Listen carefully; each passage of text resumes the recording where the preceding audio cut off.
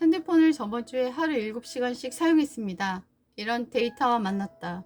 깜짝 놀랐다. 그도 그럴 것이 사람들 만나는 걸 싫어하는 나는 집에 항상 혼자 있으니 집에서 내 취미를 하며 내가 한 일은 핸드폰을 듣는 거였다.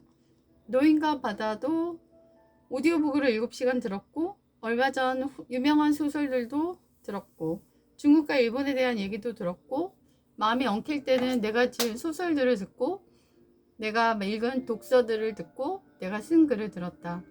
마음이 정화되는 기분이었다. 나는 핸드폰 중독인 것 같다. 하지만 눈이 침침해지고 있어서 글로 읽는 것보다는 귀로 듣는 책이 참 재미있다. 외롭다면 배움과 친구가 돼보자. 정말 재밌고 유익한 세상이 펼쳐진다. SNS를 많이 한다는 것은 외롭다는 것이다. 외로울 땐 공부하세요. 안녕. 너 혼자지? 반쪽과 운동을 하다가 슬픈 장면을 보게 됐다.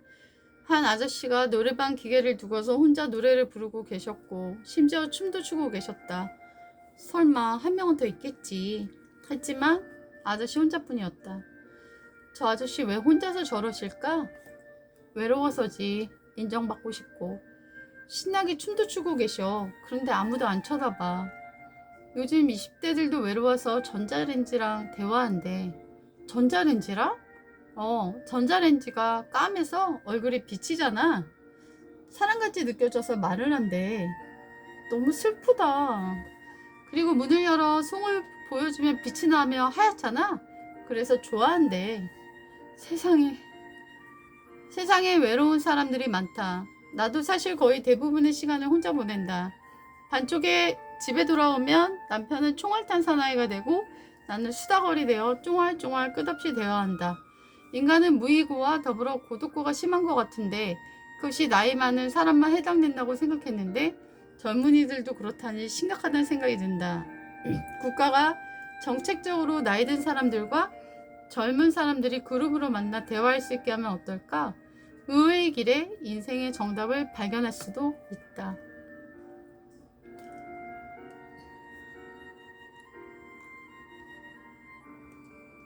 뛰는 놈 위에 나는 놈이 있다. 우린 서로에게 배우지만 나쁜 것도 배운다는 생각이 들었다. 우연히 누군가의 유튜브 댓글을 읽다가 그에게 성형수술을 권하는 댓글을 읽고 깜짝 놀랐다. 그는 작은 눈이 보기 좋은데 나이가 어려 그렇게 쓴 댓글을 실행할까봐 걱정이 되었다. 그리고 그는 브이로그를 올리고 있었는데 독서도 하고 운동도 하고 등산도 하고 피아노도 배우고 전시회도 다니고 행복하게 살고 있었는데 언제 몸값을 올리는 공부를 할 거냐고 댓글 단 사람이 있었다. 내 인생을 돌아보면 몸값 올리는 공부를 했다고 몸값이 올라가는 건 아니다. 배를 띄워도 바람이 불어줘야 하는 시기라는 게 있다. 예전에 CEO 모임에서도 자신은 타이밍을 못 읽어 망했다고 했다. 아무리 스탠바이 레디 해도 때가 안 따라주면 소용이 없는 것이다. 좋은 사람도 있지만 나쁜 사람도 있는 것이 세상이다. 양과 이리가 섞여 사는 이 시대에 우린 선한 영향도 분명 받지만 악한 영향도 매우 받고 있다. 그래서 늘 분별하며 그 말을 살펴야 한다. 어제 보이스피싱 문자를 우연히 클릭해서 걱정하는 글들을 읽었고 그 숫자가 꽤 많은 것에 놀랬다. 나도 며칠 전 엄마 나 폰 잃어버렸어 연락 줘 라는 문자를 받았다. 딩크인 내게 이런 문자를 보내는 사기꾼들에게 진절머리가 쳐진다. 보이스피싱은 교수도 경찰도 당한다고 하고 우리나라는 사기 1위이다. 세상은 뛰는 놈이 나는 놈이 있다. 길을 써도 안 되는 영역이 있기에 자신의 시간이 되길 기다리며 조용히 준비하는 것이 삶이다. 목이 마르고 배가 고파도 괜찮아.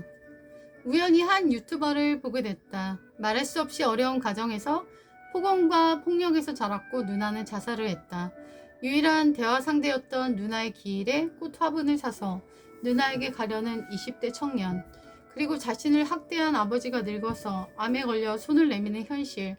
형편없는 아버지는 아무런 죄책감도 없이 아무 일도 없었다는 듯 매일 영상통화를 걸고 그런 게 너무 싫어 발버둥 치는 그의 삶을 먹먹하게 몇십 분씩 바라봤다. 너무 착한 그의 아버지의 집에 대청소해주고 돌아왔다. 그리고 인연을 끊고 싶은데 집요하게 연락하는 아버지. 자신의 할 일이 많을 땐 버리고 자신이 늙고 병들자 친한 척하는 그 아버지가 과연 아버지일 수 있을까? 직장에서 점심때 남은 음식과 밥을 싸준 이모님 덕에 그는 저녁을 때울 수 있었다. 아침은 늘 하나의 사과로 먹는 그를 보니 너무나 치근했다. 저녁을 저렇게 소식하면 아침은 몹시 배고프기 때문이다. 난 비록 다이어트 때문이지만 저녁을 잘 안 먹어서 아침에 그 몹시 허기짐을 안다. 목마르고 배가 고파도 괜찮아. 그래야 물이 달고 밥이 맛있다는 걸 느낄 수 있으니까. 그는 외롭고 배가 고파서 아프리카 게임 방송을 후원금으로 모으는 것 같았다. 1,000원 후원받고 꾸벅 인사하는 그를 보며 내 마음이 아리다. 그의 초라한 저녁 식사가 생각이 나서 난 아침을 먹는데 마음이 아팠다. 그를 응원하는 이 글 한 편이 그의 인생에 응원의 휘파람이 돼주길 바란다. 파지티브 유튜버를 응원하며 매우 위태로이 외주를 타는 사람을 보며 응원을 해줄 수 있지 않을까? 파직님의 말 중에서 5%. 유럽은 5%만이 에어컨을 가지고 있다고 한다. 워낙 건물이 오래돼서 에어컨을 달기가 힘들고 행정이 느려서 세입자가 달려고 하면 허가 받는데 6개월이 걸려 거의 포기한다고 한다. 실외기 바깥 설치 기준이 까다롭기도 하다. 그리고 가장 큰 이유는 환경에 눈뜬 사람이 많아 에어컨을 꺼리는 기전으로 생각한다고 한다. 내가 에어컨 얘기를 자주 쓰니까 다른 것이 더 환경 파괴가 심하다고 하는데 그건 기본은 포함된다. 여행 가는 곳이나 고기 먹는 것들도 많은 환경 파괴를 일으킨다는 것을 일반적으로 아니까 더 이상 언급하진 않는다. 요즘같이 심한 폭염에 환경 때문에 꺼리는 가전이라니 정말 이런 의식이 선진국의 의식이 아닌가 싶다. 그들은 마트나 일반 관공서에서도 에어컨을 안 킨다고 한다. 그래서 타국 사람들은 너무 덥지 않냐고, 여름은 원래 더운 거 아니냐고 그들은 반문한다고 한다. 지금 화끈하게 빵빵히 시원한 여름을 보내면 내년 여름은 아예 돌아다니기가 불가능해질 것이다. 마시멜로 테스트에서도 지금 마시멜로 먹길 참는 아이들이 나중에 더 성장한다는 결과처럼 지금 편하고 싶은 걸 억제하면 더 나은 미래를 맞을 수가 있다. 우리가 당연히 누리는 걸 아예 안 가진 나라들도 많다. 돈이 없어서가 아니라 돈이 있는데 의식이 있어서 안 하는 것이다. 가끔 까칠해지고 싶다. 난 언어를 예쁘게 쓰려고 노력한다. 언어에 상처가 있기 때문이다. 그런데 때론 까칠하게 말하고 싶을 때도 있다. 상대가 개념이 없을 때이다. 미친 듯 시간을 바꾸는 아이가 있었는데 정말 한계에 이르러서 어쩌라고 라는 말이 나와버렸다. 그 애는 상황 파악이 됐는지 처음으로 자신이 맞추어 겨우 수업을 마쳤다. 내가 까칠했다고 사과했는데 그 앤 전혀요 라고 말해줘서 고마웠다. 자신이 너무 지나쳤다는 걸 느꼈는지 마무리를 좋게 해줬다. 착하고 친절하게 행동하는데 이미지가 돼버리면 까칠한 태도를 보이기가 어렵다. 그래서 가끔 박명수가 부러울 때도 있다. 늘 버럭대니까 사람들이 이해하고 적응하고 있는 것이다. 수업 줌을 켜놓고 항상 10분 전 기다리는데 5분 전 전화가 와서 못한다는 아이. 미리 알려주면 그래도 나을 텐데 매번 씁쓸하고 허무하다. 친구랑 놀기로 해서 못한다는 아이. 원래 수업 시간이 있는데 왜 약속 시간을 그때 잡니? 지금 친구 집이라고 수업 시간 내에 못 온다는 아이. 갑자기 업데이트 걸려 못한다는 길래 카톡 페이스톡으로 하자니까 시간 잠김 때문에 못한다는 아이.